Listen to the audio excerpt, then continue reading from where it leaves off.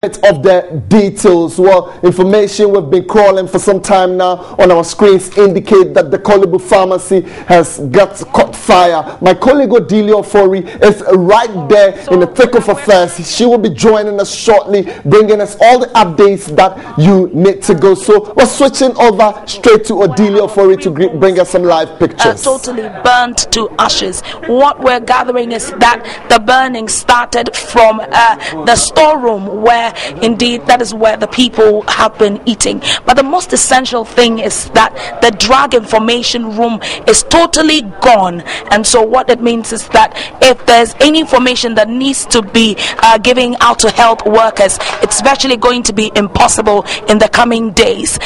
Computers containing information, and indeed one of the officials' office was also totally burned. We gathered that the official who was in his office actually jumped out of one of the windows and has had a cut on his head and has been rushed to the accident unit. The fire service got here 1.5 hours later after the fire started, and what we're gathering is that a lot had been totally destroyed before they came, but the fire has been put out.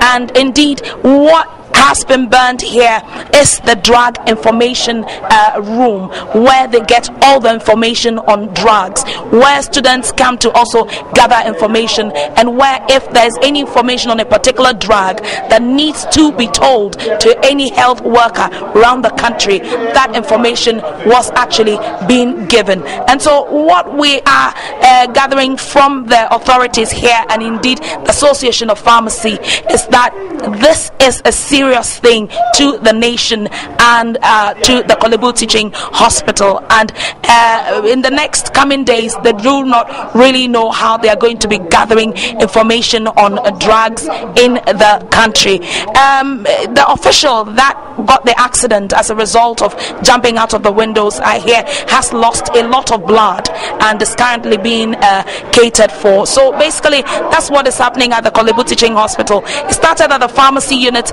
and then it spread to the eye unit, but not much got burnt at the eye unit, even as I think just the roof that started catching fire. What we are also gathering from the fire services, that they have totally put out the fire, and the investigations are going to start immediately on exactly what is happening here. So basically we've had also some police walk in, and I'm sure they are all going to be assisting with the investigations that will go on very soon. The director's office is intact.